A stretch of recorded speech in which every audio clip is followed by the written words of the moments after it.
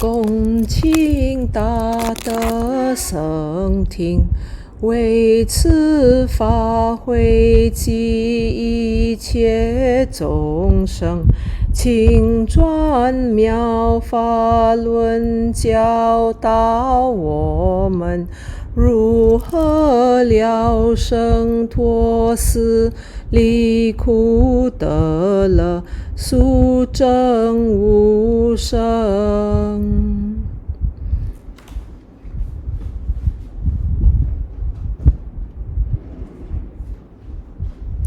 Will the Sangha with great virtue, out of compassion, for the sake of this assembly and all living beings, please turn the wonderful Dharma wheel to teach us how to leave suffering and attain bliss and end birth and death and quickly realize non-birth. Very good. Namo tassa bhagavato arahato samma sambuddhassa. Homage to the blessed, noble, and perfectly enlightened one. Namo sadanto suchetoye alahati sanmiao sanputo chem. 无上甚深微妙法，百千万劫难遭遇。我今见闻得受持，愿解如来真实义。Supreme and wondrous Dharma, subtle and profound, rarely is encountered, even in a billion eons. But now we see and hear it and accept it reverently. May we truly understand the Buddha's actual meaning. Namo, quelling disasters, lengthening life, Medicine Master Buddha. Namo, quelling disasters, lengthening life, Medicine Master Buddha. Namo, quelling disasters, lengthening life, Medicine Master Buddha. Namo, quelling disasters, lengthening life, Medicine Master Buddha. Namo, quelling disasters, lengthening life, Medicine Master Buddha. Namo, quelling disasters, lengthening life, Medicine Master Buddha. Namo, quelling disasters, lengthening life, Medicine Master Buddha. Medicine Master does come one. Medicine Master does come one. Medicine Master does come one. Medicine Master does come one. Buddhas, Bodhisattvas, Venerable Masters, and all good knowing advisors, Amitabha, welcome back to our lecture on the hold on, let me see, display settings swap. Okay, but as we explore the Dharma using the Sutra of the merit and virtue of the past vows of Medicine Master Vaidurya, like Tathagata, Medicine Master Buddha, as our how you say, it's like a map. Okay, we are lecturing on the sutra, but we are using the sutra also as a map. That's why sometimes you see me go deep into a particular subject, but yeah, that's why. Okay, so today we took a break last week. So today we are going to look at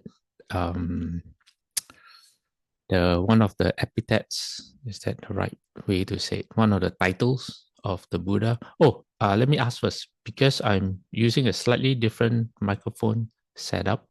How is my sound? Am I loud enough for everyone?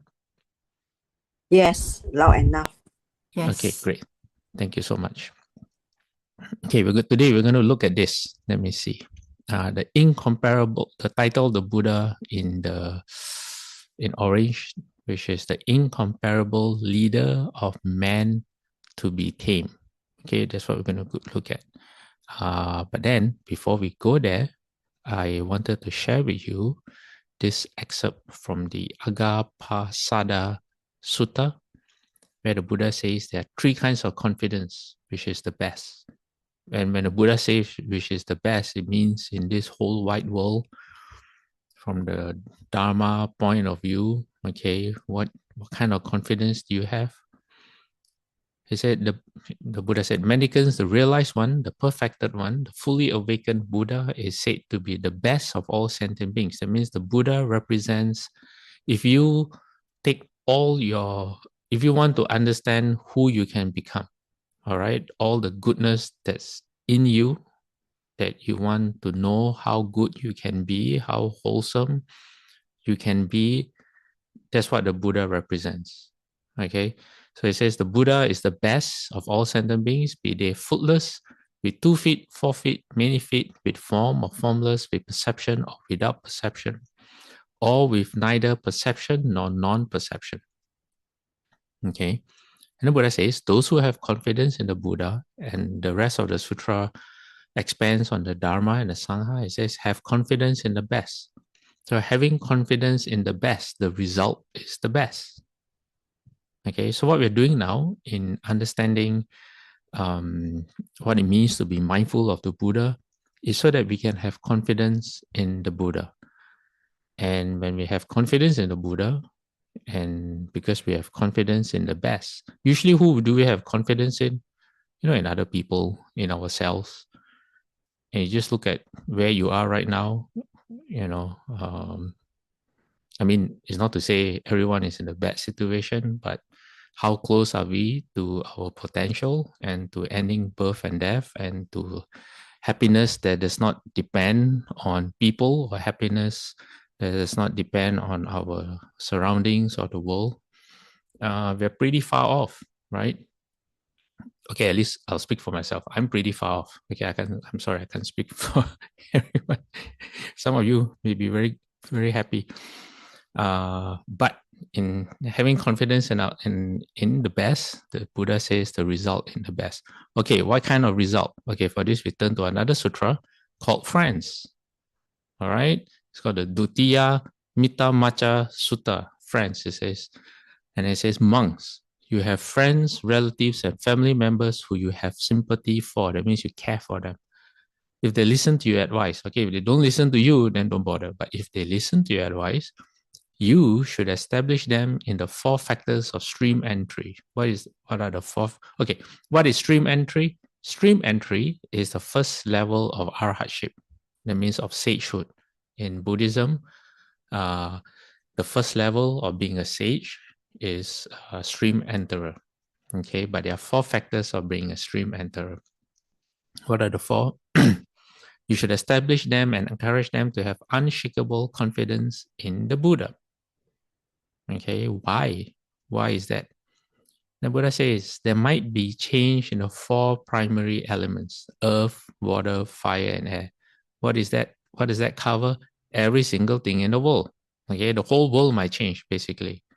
Okay, the Buddha says everything could change, but a noble disciple with unshakable confidence in the Buddha would never change. It means nothing can affect you, your practice. Your practice is so strong, okay, no matter what anyone does, what the weather does, what the world does, okay, it will not change you. And change you from what? It is not possible that such a noble disciple will be reborn in hell, the animal world, or the ghost world. All right, you have that kind of confidence as a stream enterer. So there's 4, right? So the Buddha says the Dharma and the Sangha and virtue. That means your precepts. but it's more than just precepts. Okay, it includes the Brahma Viharas, loving kindness, compassion, empathetic joy, and equanimity. And then you take all of that, and then it leads to concentration, meaning it forms the foundation for your meditative practice. Okay, all right. Now, today, what we have, let me go back to that slide that I showed you earlier. Okay, this is what we're going to look at today. Incomparable leader of men to be tamed. Now, men includes animals. All right. And I found a wonderful sutra, which I find really humorous. It's like, to me, most sutras are like stories. And it's a fairly humorous sutra. At first, I was looking for the Buddha with dragons and the Buddha taming dragons. And I was looking for a sutra of the Buddha taming people. And there's so many to choose from. For example, Angulimala, the mass murderer, and other people. And then I found a sutra that actually has both. Yeah, and it's humorous. Yeah, to me at least, it's very entertaining. Yeah. Okay, so let's go in first. All right. Now, what does it mean when they say the Buddha is a trainer of those ready to be trained or to be tamed? So from the Visuddhimagga, because Visuddhimagga is a really great resource in in understanding what is mindfulness of the Buddha, which is the precursor to the Pure Land practice. Okay, it says in the absence of anyone more distinguished for special qualities than himself, I mean the Buddha, there is no one to compare with him. Thus, he is incomparable. Okay, the Buddha is so special. He's so unique. He represents the ultimate of you could say humanity from our point of view, but it's even more than that. That there's no one else that he can be compared to. So he surpasses the whole world. The special qualities of what, like virtue, concentration, understanding, deliverance, knowledge, and vision of deliverance. And the special quality of virtue, he's without equal. He's equal only of other Buddhas. So only other Buddhas are like him, and he is without double, without counterpart. You can't say that, oh, maybe Lord Brahma is like the Buddha. No, it doesn't even come close. If you know, yeah, Lord Brahma thinks he is. Okay, there's a sutra where the Buddha visits Lord Brahma, and Lord Brahma actually encourages the Buddha to become his disciple. And then the Buddha gently explains to Lord Brahma there's a lot in this world that Lord Brahma is totally unaware of. For example, Lord Brahma's own previous lives, because his lifespan is so long, he has forgotten his own past lives. Yeah. Okay. Now moving on. There's a verse the Buddha says, I do not see in the world with his deities, his maras, and his brahmas. So deities meaning the gods from the six desire realms, the six desire heavens, sorry. And then Mara, which is from the highest. And then Brahmas, meaning the heavens of the form realm. And then in this generation, with its ascetics and Brahmins, with its princes and men, anyone more perfect in virtue than himself.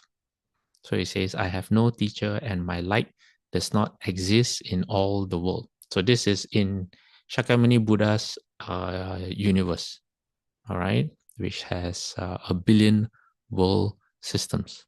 Okay, so the second part of his title, he guides men to be tamed. Thus, he is leader of men to be tamed. He tames, he disciplines, is what is meant. And herein, animals, humans, and non-humans that are not tamed but fit to be tamed. Not everyone is suitable or ready for the Dharma. Then the animals, namely, then there's a whole list of all the different dragons, elephants, and so on, were tamed by the Blessed One, freed from the poison or defilement, and established in the refuges, the Buddha, the Dharma, and the Sangha, and the precepts of virtue. So I have this short sutra. Let me show you. that the Buddha, this is it called Garva Sutta, or respect. And this is very interesting because this is the Buddha's first thought this is what happened to the Buddha when he became a Buddha, sitting under the tree.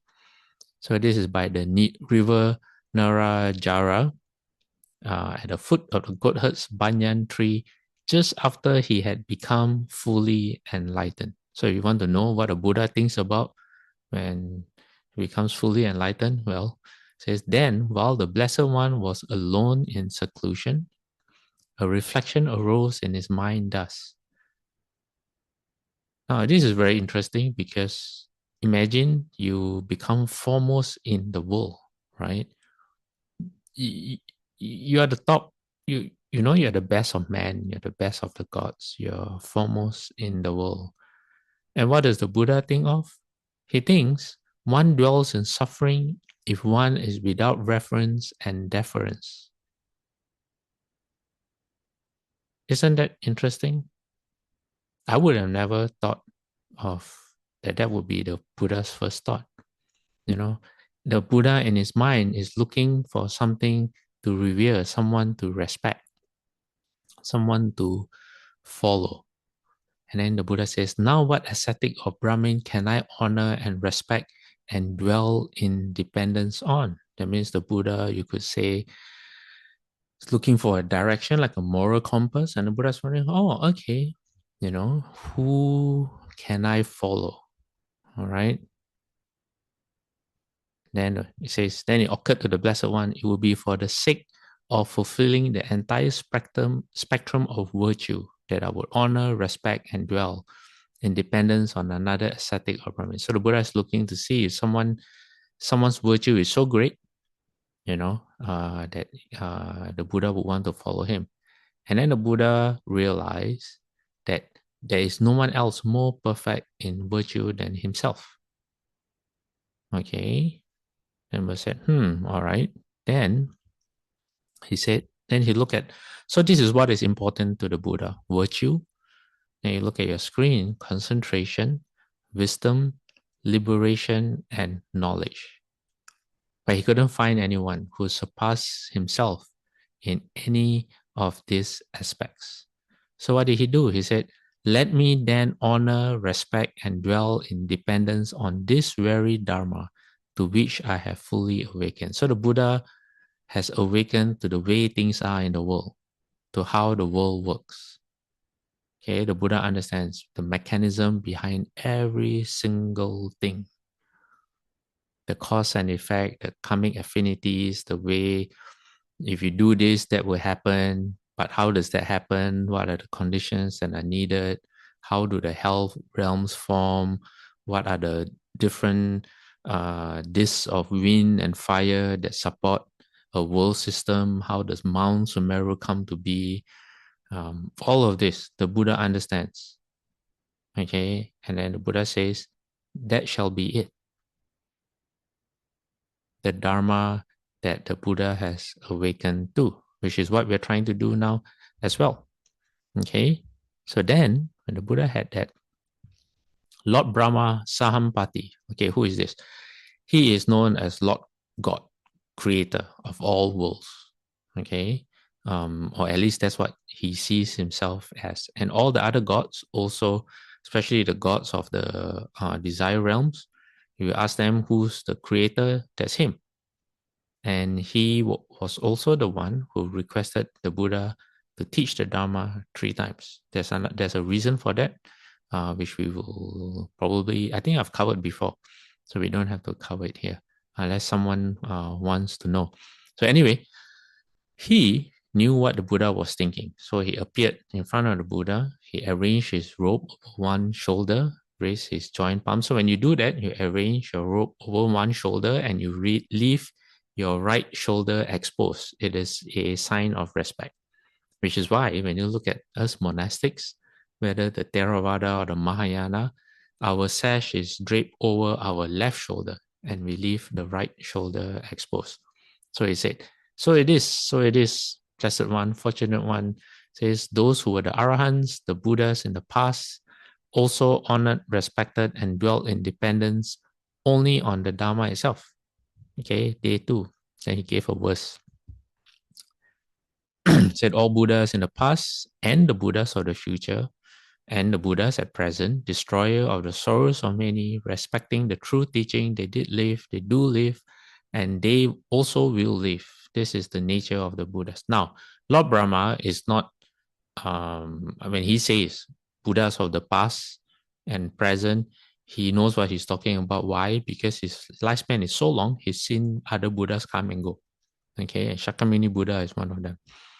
So it says, therefore, someone who desires self-knowledge and aspires to greatness themselves should respect the true teaching, remembering the instructions of the Buddhas. So the Buddha reveres the Dharma, which he teaches. How much more should we, right? Okay, now we come back to, all right, this is the sutra. Okay, do we have any questions at the moment? Anyone want to bring up anything?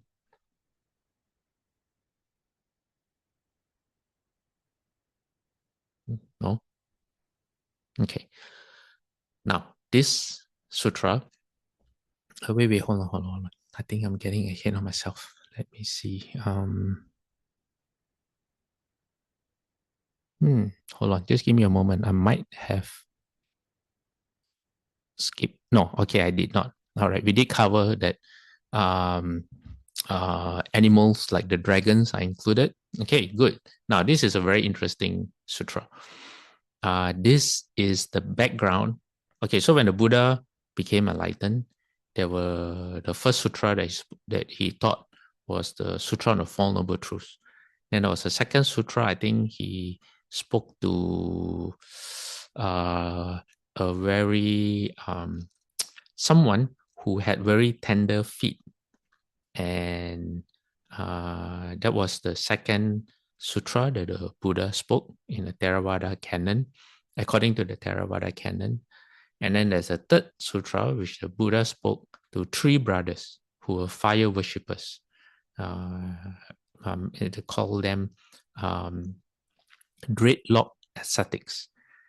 And these 3 brothers have the name Kashyapa, but they are not the same Kashyapa as the most famous Kashyapa, which is Maha Kashyapa. These 3 are not him. And then towards the end of after the 3 brothers decided to become the Buddha's disciples, and all their followers became the Buddha's disciples, the Buddha taught them a teaching which is now known as the third sutra that the Buddha spoke. So now we are actually looking at what happened that caused the Buddha to speak the third sutra. Okay, so it's very interesting.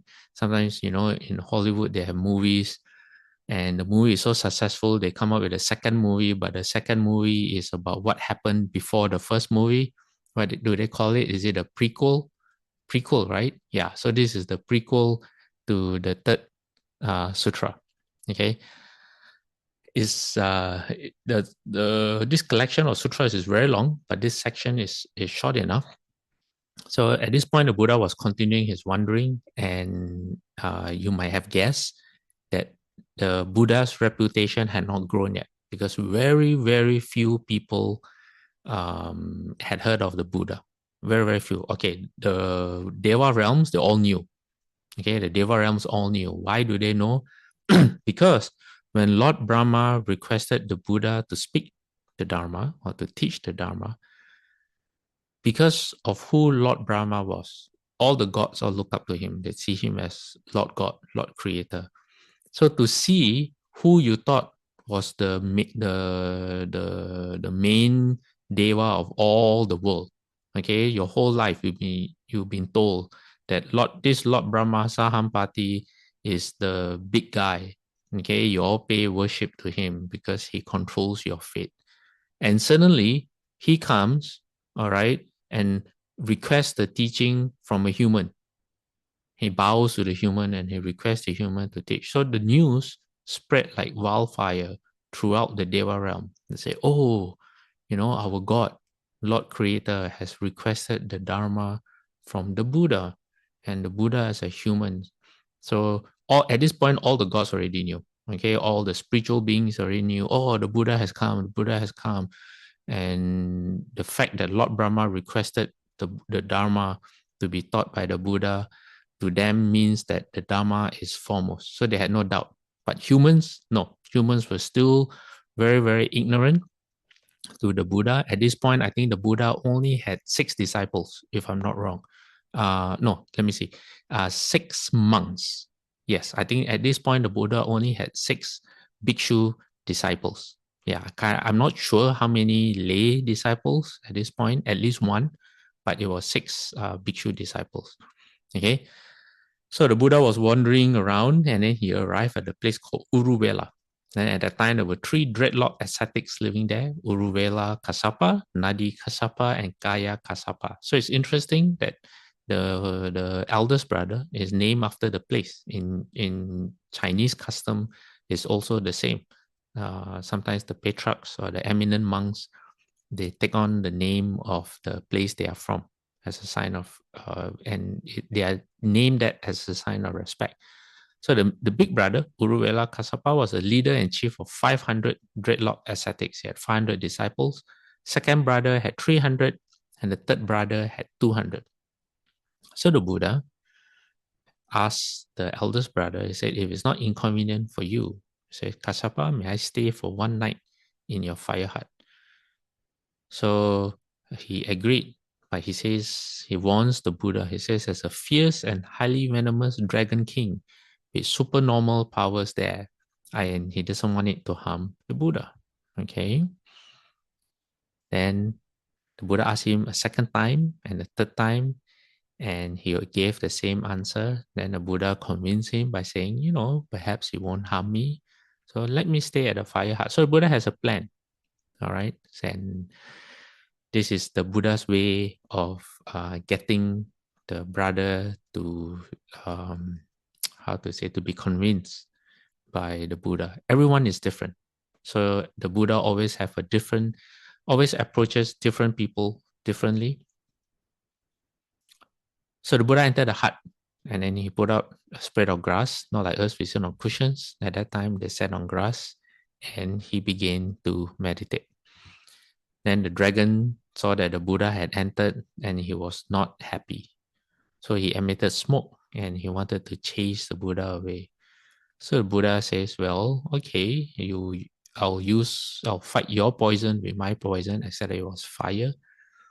But the Buddha's heart was filled with loving kindness.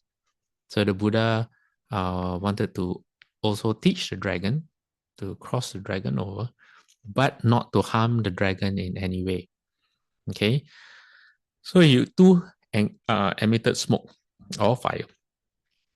Oh, smoke! It was smoke first. So this made the dragon really angry, and then the dragon started to emit flames.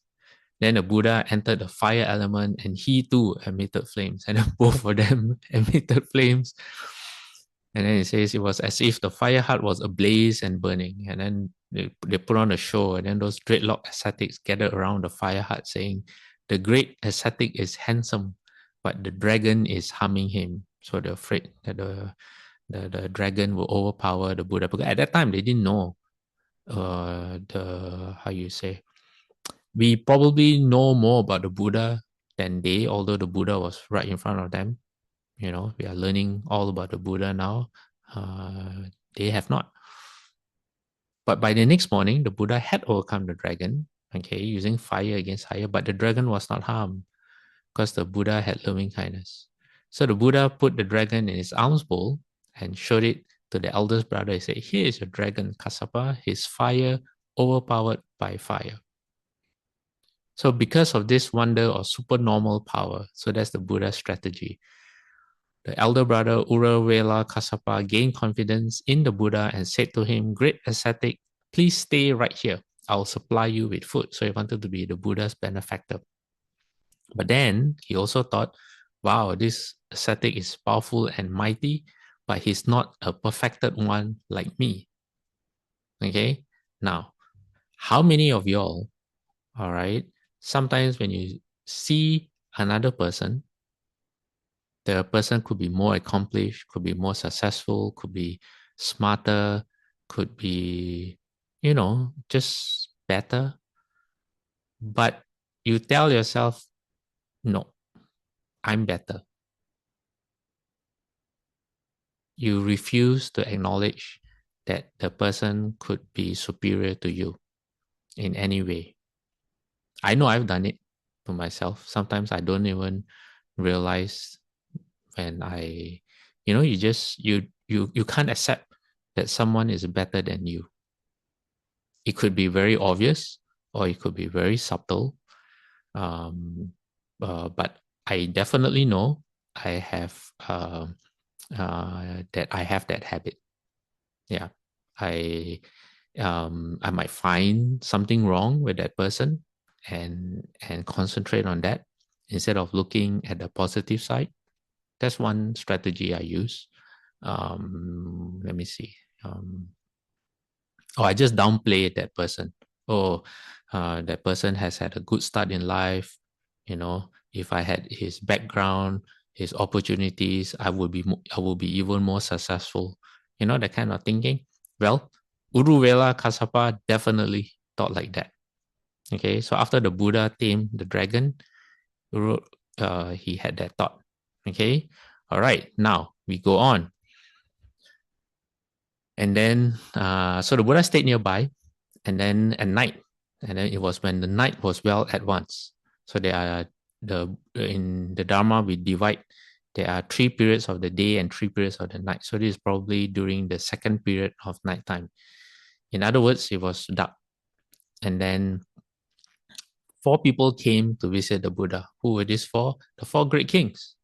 Okay, they came, to the Buddha to pay the respects, maybe to get a Dharma teaching. And because of their, their heavenly beings, so they have a radiance and they illuminated the whole forest grove. Okay, why this illuminating the forest grove? I think you can only see it if your spiritual eyes are open. I think. Yeah, I don't think everyone, normal people, are able to see or to cognize the presence of devas like that. Anyway, they stood at the 4 cardinal points, appearing like great bonfires. They were perhaps also performing their duties as Dharma protectors to the Buddha. So the next morning, Uruvela Kasapa, who definitely could see the presence of the 4 great kings, he didn't know who they were. So he asked the Buddha, who was it that visited you last night? So the Buddha says, that was the 4 great kings that came to me to hear the teaching. All right. The Buddha didn't have to explain who the 4 great kings were. All right. Indian astrology at that time, I think astrology is the wrong word. There were the Indian understanding of the cosmos at that time was very advanced. So they probably knew about all these different heavens and the 4 great kings. Now, obviously, this Uruvela Kasapa has never been visited by these 4 great kings before because he didn't know them. But then he still thought to himself, say, okay, this great ascetic has been visited, and then he's still stubborn. He says, but he's not a perfected one like me. So he still thinks he's superior. Okay. And then the next night, guess who happens to visit the Buddha? Lord Chakra. All right. Again, the same thing happens. The Uruvela invites the Buddha for lunch, asks the Buddha, who was that came to see you last night? Oh, Lord Chakra? Not bad. All right. But you know what? You're still not a perfected one like me. Okay. Now, after that, who visits the Buddha? Lord Brahma himself. Okay. And the same thing happens again. Okay. Not just visited the Buddha, he bows to the Buddha. It's clear that Lord Brahma sees the Buddha as superior. And then our protagonist, Uruvela Kasapa, asks the Buddha again, who was that? Oh, okay, the Supreme Being, Lord Brahma. But, says, again, this great ascetic is not a perfected one like me. Okay. Now, doesn't say how long has passed, probably the next day. The eldest Kassapa brother was holding a great sacrifice, and the whole of Anga and Magadha wanted to attend with much food of various kinds. So what was he doing? He was putting on a fahui, a ceremony, where if you come and take part in the sacrifice, you'll probably gain blessings and favors from the gods. But then he had this thought. He said, well, if the great ascetic, meaning the Buddha, performs a wonder of supernormal power, supernatural power for the great crowd, he'll get more material support and honor, whereas I'll get less. So I hope he doesn't come tomorrow. So he has greed. He doesn't want his the offerings that he receives to be affected. He's afraid that the Buddha might not, I don't know, not steal the lime. Yes, maybe steal the limelight, because that's what people do, right? People see, wow, there's an opportunity to get more offerings. I better show people what I have or what I know. And he's afraid of that. So the Buddha understood what was in his mind, naturally. So he collected alms food. He didn't go to this great offering, and he ate it by himself, by the lake, Ano Tata lake. And he went to the Buddha, and he didn't know the Buddha could read his mind. He says, the meal is ready. This was the next day. He says, why didn't you come yesterday? We did think of you and set aside a share of various kinds of food. Okay. And then the Buddha says, didn't you think that, didn't you hope that I wouldn't have come? Then it says, because I read your mind. He went to Uttarakuru instead, collected alms food there. I don't want to threaten you. So that would be enough to scare most people. Okay, if you find someone who can read your mind, that would be enough. But not him. He is so full of himself. He still convinces himself that the Buddha doesn't match up to him. All right, but the Buddha continues to stay there. So the Buddha wants to do his laundry. He has a rag, and he says, "Where can I wash it?" So Lord Chakra immediately dug a pond with his hand, so the Buddha could wash his cloth in the pond. And then the Buddha had another thought. It says, where can I beat the rag? You know how some people wash clothes? You see videos of people washing clothes by the river, and they will throw the cloth against a rock. That's what they used to do too. So Lord Chakra placed a boulder for the Buddha to do that. And then the Buddha thought, how can he get himself out of the pond? Then a spirit or a god, probably a deva, a bhumi deva, meaning a god, an earthly god, living in a tree, Arjun tree. She knew what the Buddha wanted. So she bent the branch of the tree down for the Buddha to grab, so the Buddha could walk out of the pond easily. Now, does the Buddha need all this? Probably not, because at that time the Buddha was pretty young. I think in his 30s or 40s. When did the Buddha become enlightened? Was it 35 years old? Does anyone know? Anyway, the Buddha being when he was a prince, he was a foremost in all the different contests like wrestling and all that. So the Buddha is pretty strong. Although the Buddha did subject his body to the extreme of mortification practices. So maybe the Buddha could have needed physically. No, I'm not sure. Anyway, the Buddha then thought, where can I dry this rag, the cloth, after washing? So Lord Chakra put another boulder there for the Buddha to spread it out and to dry it here. So the next day, as every day happens, the Uruvela Kassapa went to invite the Buddha for lunch to let him know the food is ready. And he says, hey, what's going on? He says, previously, this place looked different. Now there's a pond, there's a boulder here, there's a boulder there. And he says, even the tree looks different because the branch now is seems to be growing downward towards the pond. So the Buddha explained to him, I want to wash my cloth, and Lord Chakra just happened to dug a pond, put two boulders there.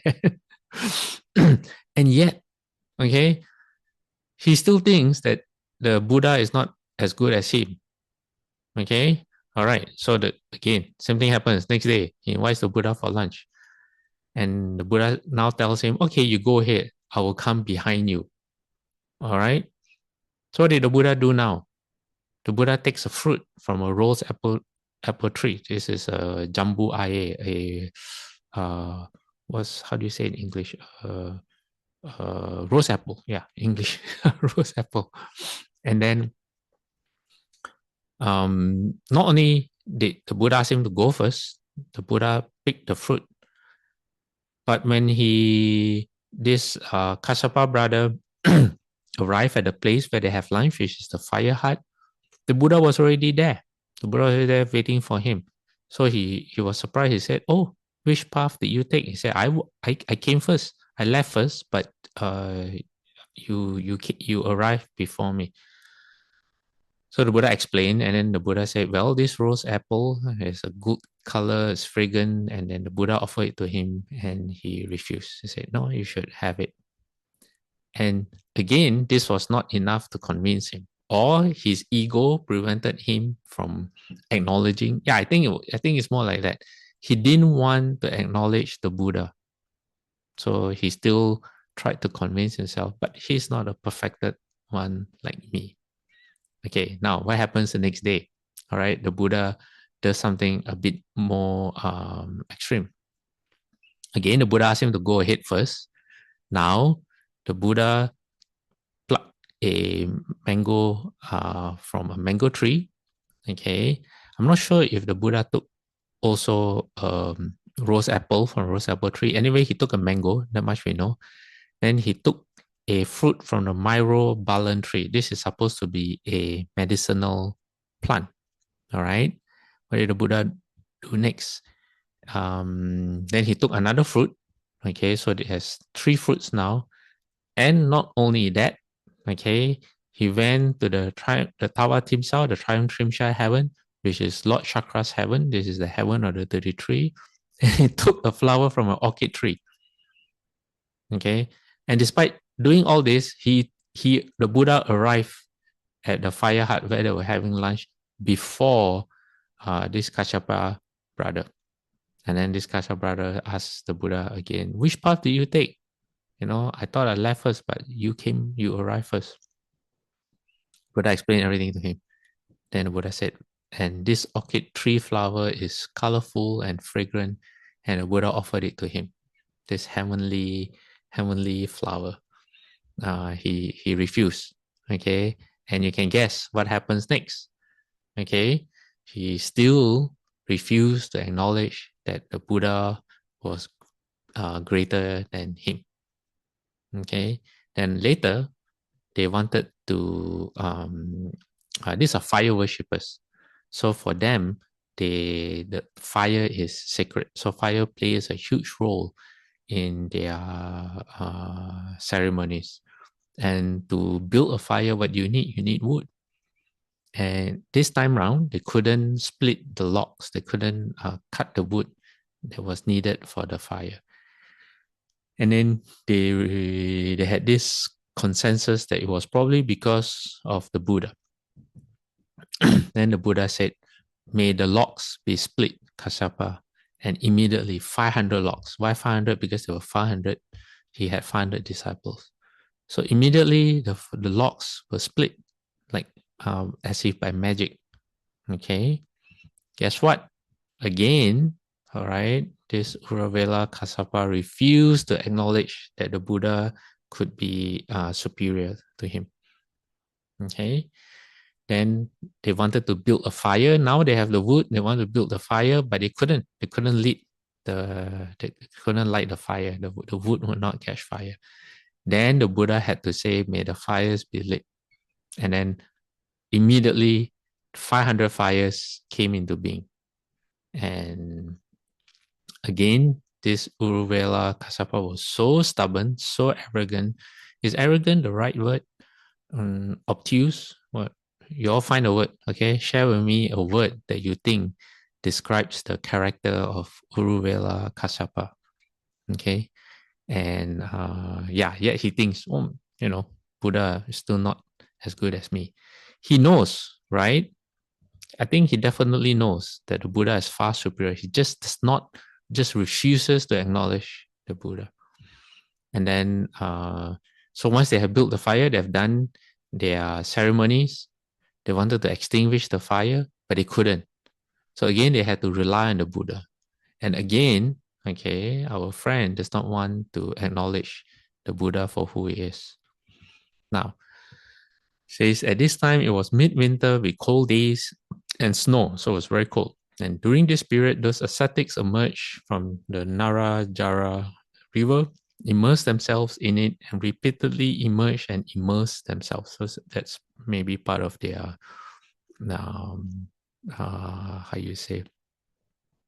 way of showing penance or trying to get favor with their gods. So what did the Buddha do? The Buddha manifested 500 pans. So each of them got their personal warmer, okay, with hot coals, so they could warm themselves after coming out from the water. And they all knew, they just knew, okay, that this was because of that great ascetic that was with them. Why? Because before he came, no such thing happened. No one could tame the dragon. No one could go to heaven and bring down the heavenly flower. And, they've never seen things like that. Yeah, again, our Kassapa friend refused to acknowledge to himself. And then soon afterwards, there was a storm, unseasonal storm. That means it was out of the ordinary. And there was a great flood. And so the area that the Buddha was staying in was flooded. And the Buddha thought to himself, says, why don't I drive back the water on all sides and walk on the dry ground in the middle? And that's exactly what the Buddha did. Now, Uruvela Kassapa was concerned about the Buddha. Okay, so I don't think he was maybe jealous of the Buddha or envious of the Buddha, because he was still concerned about the Buddha's well-being.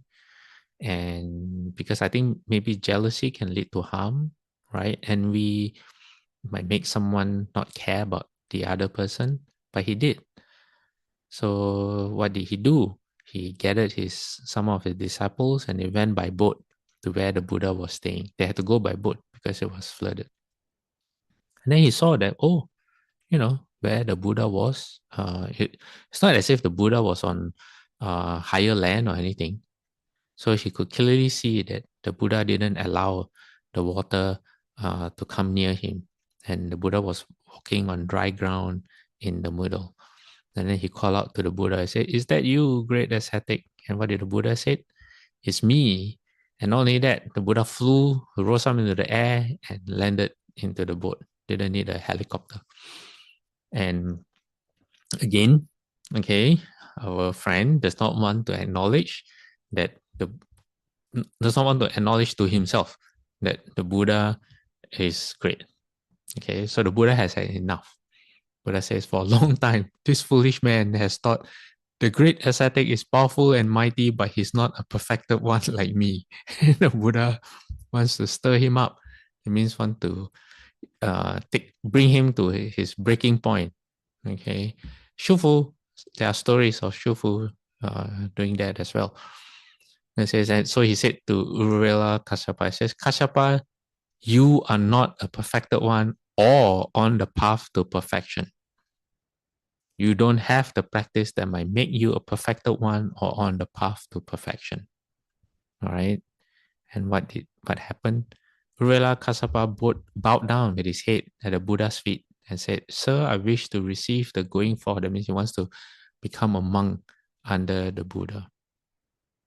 So, not bad. At least he, when he was called out or reprimanded by the Buddha, he understood his own mistake. He just didn't want to admit to himself. So the Buddha told him, he said, you are the leader and chief of 500 dreadlock ascetics. You have to tell them first so that they can decide what they want to do with themselves. So that's what he did. He went to tell his 500 disciples. And guess what? His 500 disciples were not fools. He said, oh, we've had confidence in the great ascetic for a long time. It's just only you who didn't want to acknowledge. We already knew that he was a great teacher.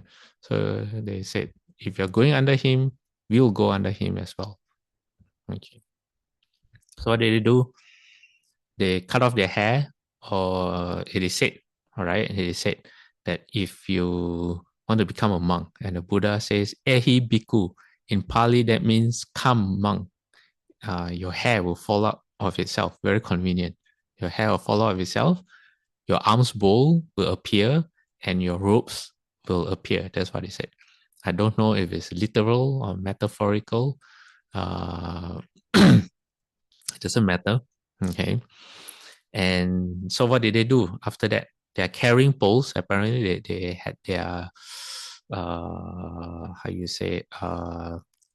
instruments of worship probably bundled up in cloth, tied to a pole which they carry around.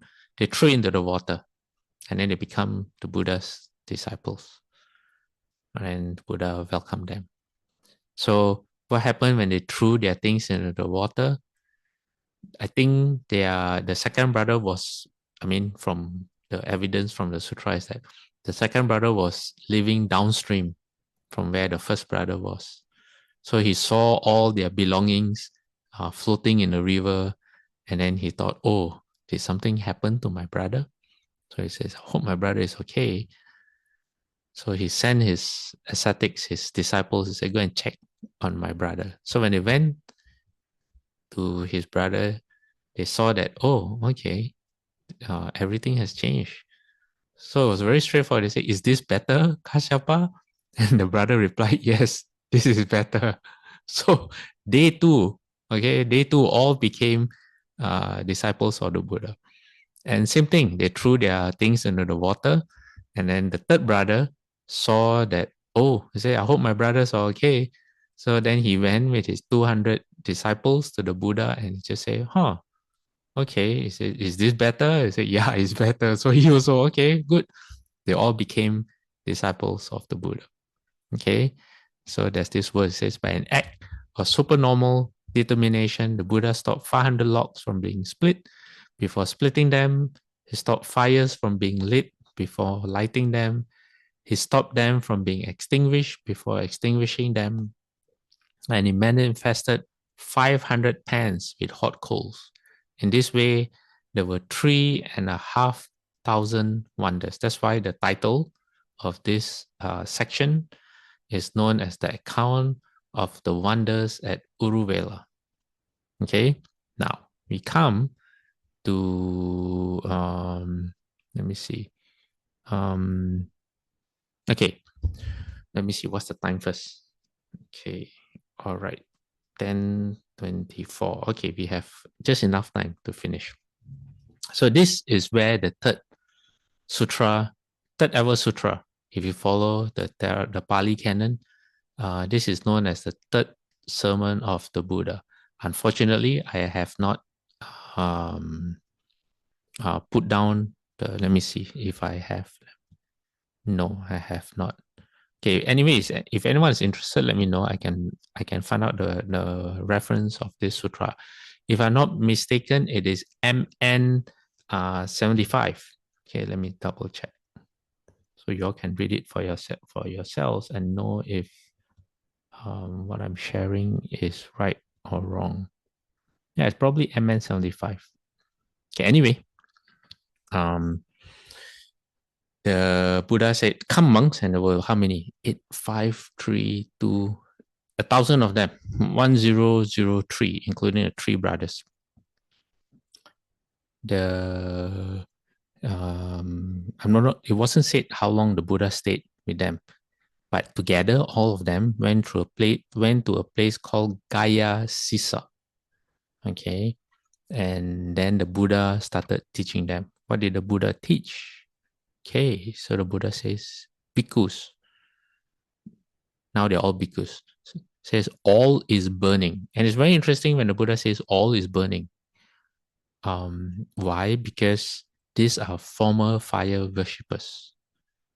And if you've ever built a fire, it's very interesting. Sometimes you just get lost in the fire. You can just stare at the fire, just stare. And you put things into the fire to burn.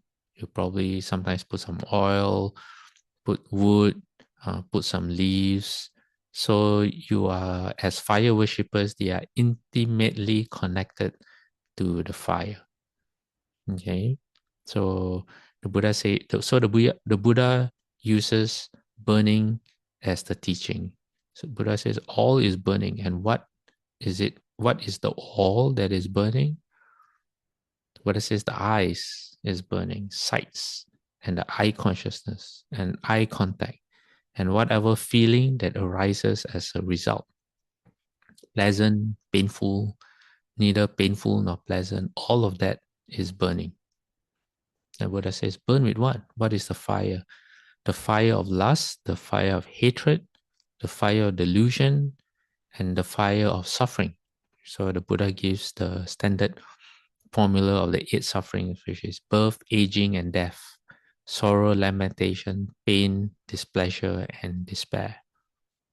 Now, these 1,000 ascetics, monks, having led not a very easy life as fire worshippers, before, when the Buddha explains in this way, they can understand, okay, they can connect.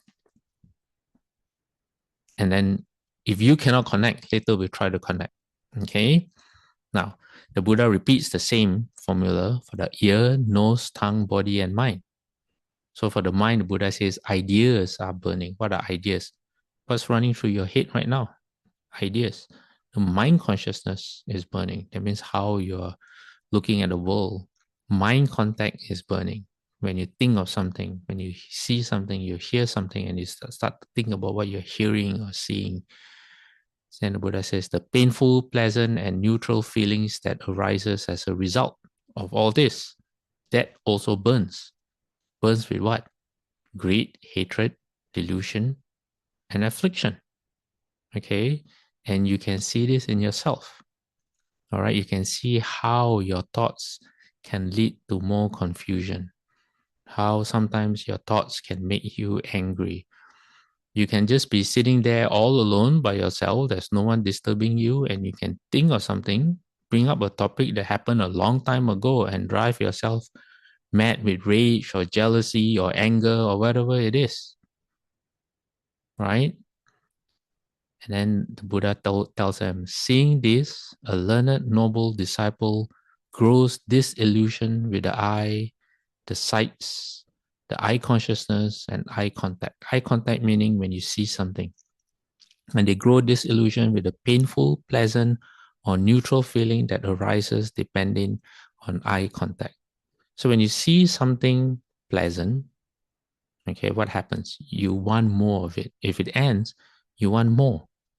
So that controls your next action, because you will then start to live your life towards wanting pleasant things, pleasant experiences, right?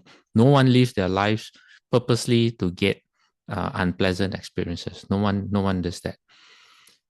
So if you look at it properly, you realize that we are controlled to always search for new things, pleasant things, things to enjoy, things you haven't eaten before, or to repeat the process of the enjoyments of the past.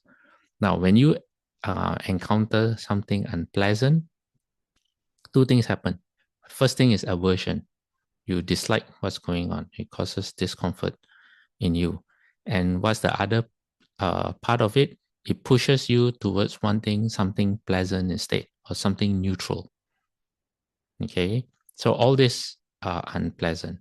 Now, it's a bit hard to understand how things can be unpleasant, but for me, a very strong memory would be sometimes when you go to an event and they play music, and the people who are behind the music equipment, they don't understand how to either tune the speakers, or there's a tendency sometimes to play the music too loud, that is either too loud for the ears or distortion sets in. That means the music gets distorted, and it actually becomes painful for the ear. It hurts the ear, or it hurts your soul, because it's like you just can't stand to be around bad sounding sound, like that. Okay. So the Buddha explains that when you become disillusioned with all this, the ears, nose, tongue, body, and mind. And what does this also represent? This represents the world. Okay, it doesn't just represent you, but it represents the world.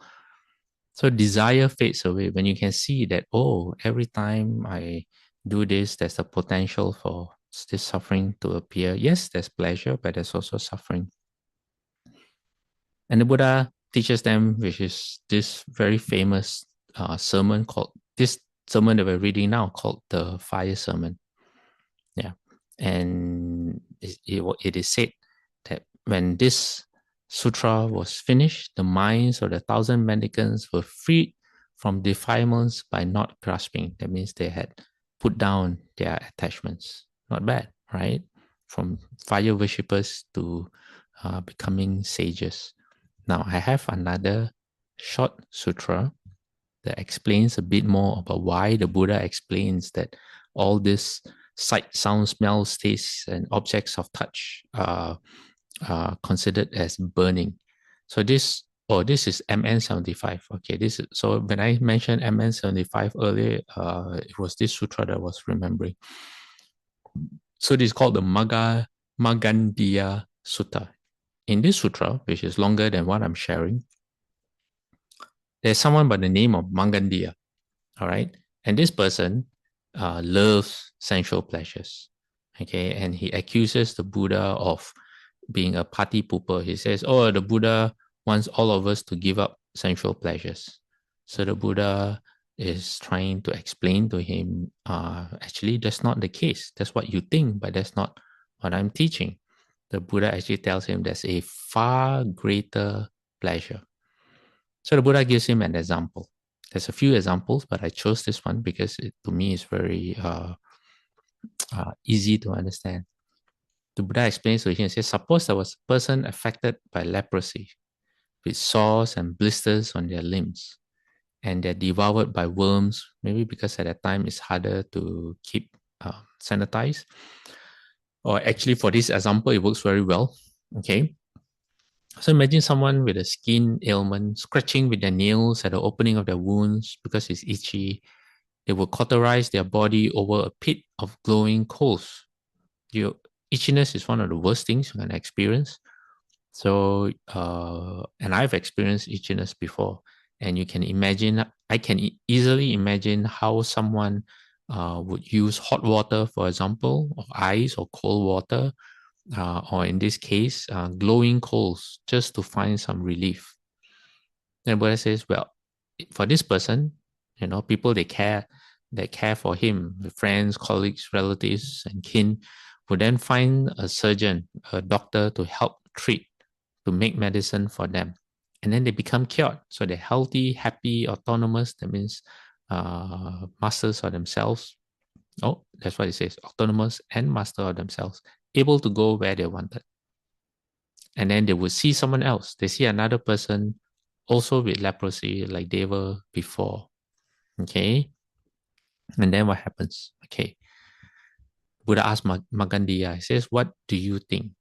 Would that person, so once you're cured of leprosy, he asks, would you envy that other person affected by leprosy and who is scratching at their skin for relief, who needs the pit of glowing coals to how you say, so that they get a stronger.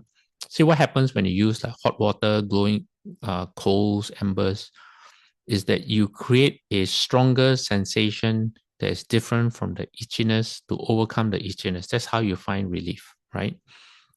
Taking medicine. So basically the Buddha is saying, once you're cured, but you see someone else suffering the same thing, would you envy them?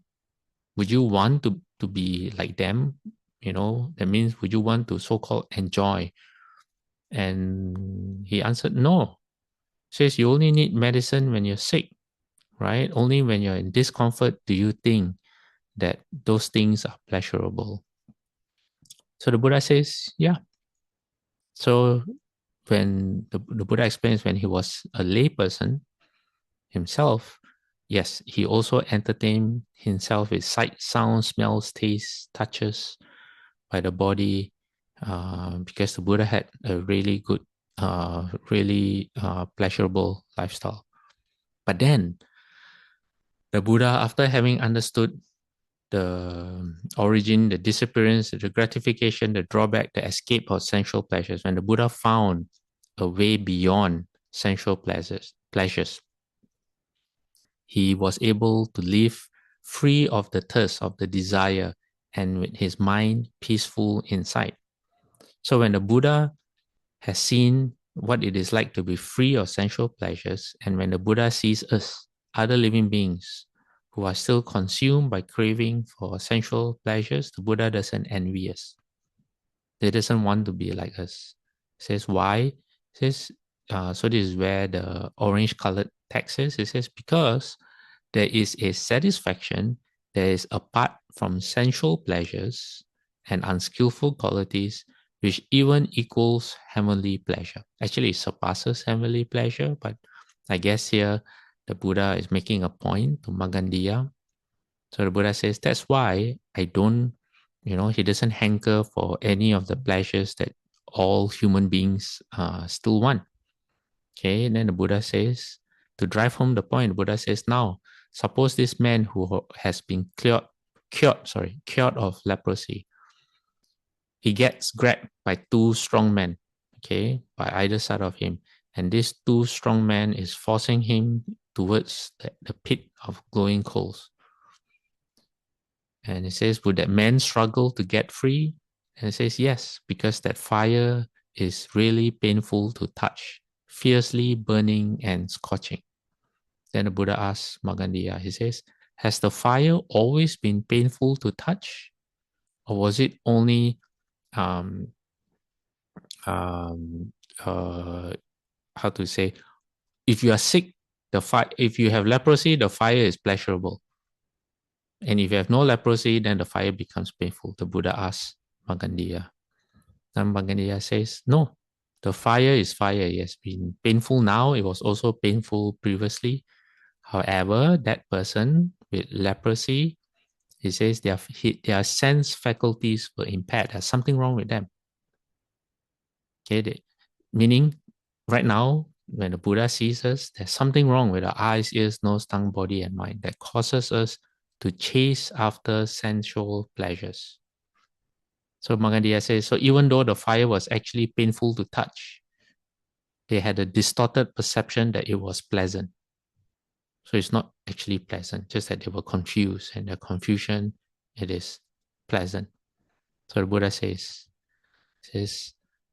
that is why sentient beings who are not free from sensual pleasures, it is because we all have impaired sense faculties. We just don't know. Okay. How do we come to terms with this? Okay.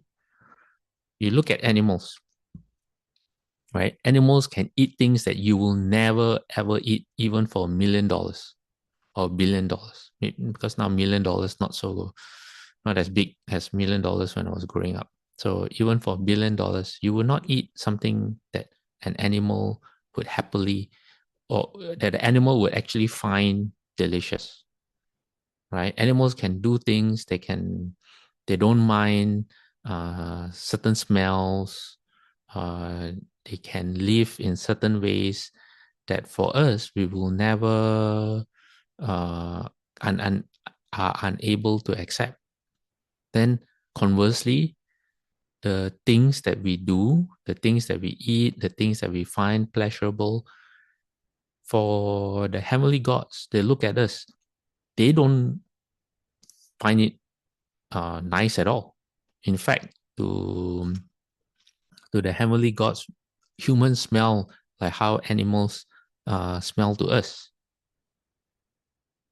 Okay, so that's one way of understanding the Buddha's perspective and what the Buddha is trying to tell us.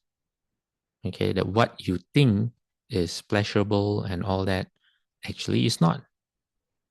Okay, and if you practice, okay, if you practice gradually but you put your hearts and minds into it, why does the Buddha advocate Noble Eightfold Path? It is because there is something that you experience that is far greater than any pleasure of the world. So the Buddha is not telling us to suffer more. No, the whole point of practice is to end suffering. And what happens when that suffering ends?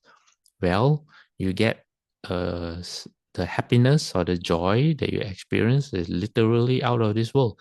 There's nothing in this world, nothing the eyes, ears, nose, tongue, body, and mind can give, can even match. Okay, now I think that's the end for today.